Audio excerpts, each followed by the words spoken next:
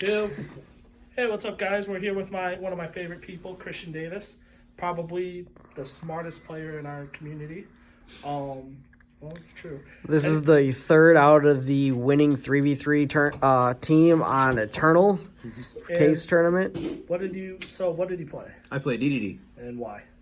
Because it was really fun. Everybody said it was really challenging, and I thought, hey, why not? Let's give it a crack.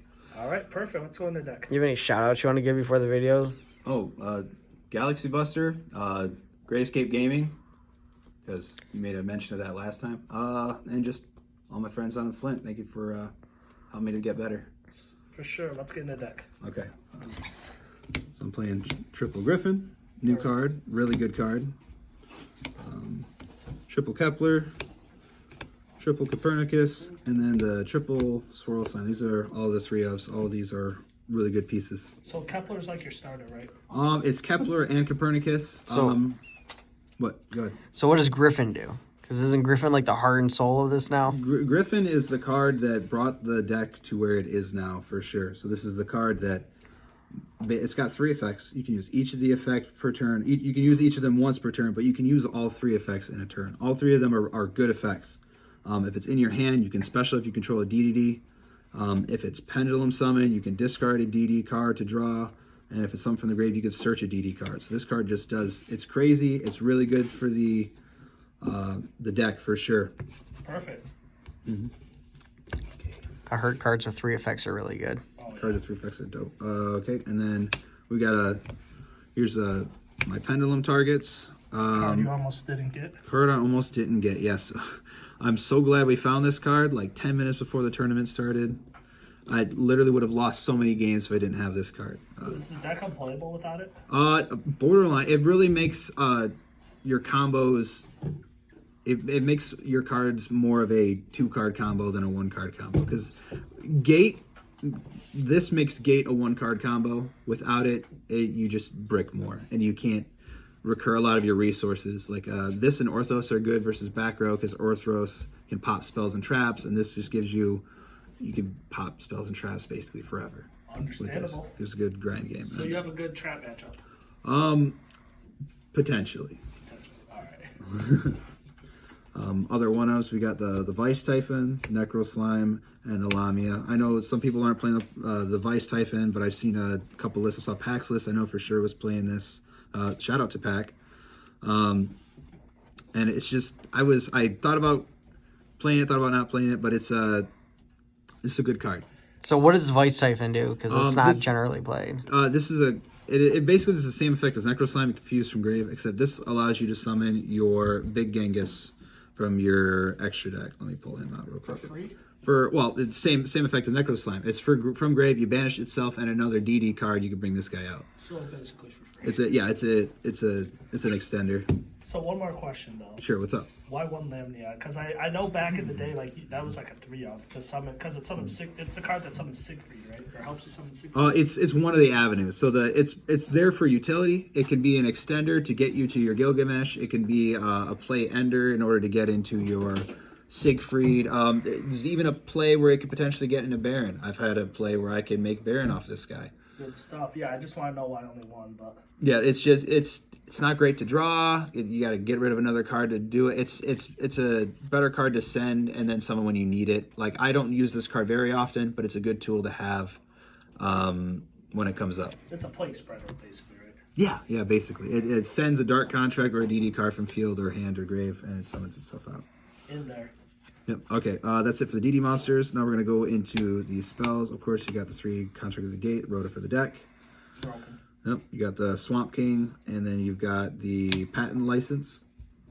Perfect. Those are pretty standard ratios, I would say. And then you've got for the other DD card, you've got Headhunt. Headhunt is sick. That card is insane. Nice Widow Anchor. Nice monster. It's mine now.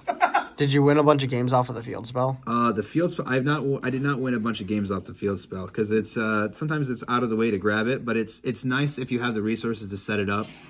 Sometimes it's just not worth it to go that far, but it really depends on the matchup, you know. 1 for 1, yeah, good card.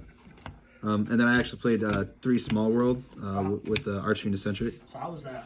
I actually enjoyed Small World. It helped get me to what I needed. Like this helped me reach Baron combos, and a couple of times I had combo in hand, and I just ended the turn and like searched a Nib or a Lancia with it. Oh, really? Oh yeah, though that was it's good. I like the versatility of being able to search hand traps with it at the end of your combo. Do you Also. like So- the map?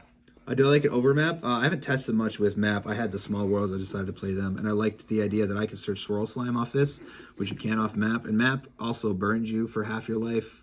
Oh. And yeah, with your DD combo, you're gonna end on 2k life, which is like if you have an unbreakable board, that doesn't really matter. I thought to play this over. I think I'm gonna try map in the future just because it's a 1 card. Give me a starter. I think Chris had a question. No? Okay. All right. And then now I'm just going into hand traps. Play a lot of hand traps. Got the 2, the 3, the 3, and the 3. I played these 11 hand traps, and it was just well, your deck has like 2 card combos, but more importantly, you want to have cards to stop your opponent from playing, and generally 2 cards to stop your opponent playing really work out.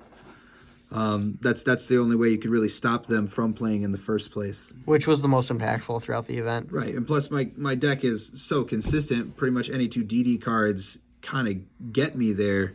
So any 2 DD cards plus hand traps, and so I was hoping to play a bunch of hand traps. Which one was the most impactful throughout the event? I actually really liked Ogre. I really want to up this to 3, and I think on my next list I will up this to 3 because Ogre came in clutch. It just hits so much. It hits right, it hits Griffin. Even like Hulk, It's adventure, not right. It's faithful. My bad. But it's faithful, and it hits Griffin, and it's like it can hit Hulk for some weird plays or some weird interactions. It's a good card. I like Ogre. I want to play it more.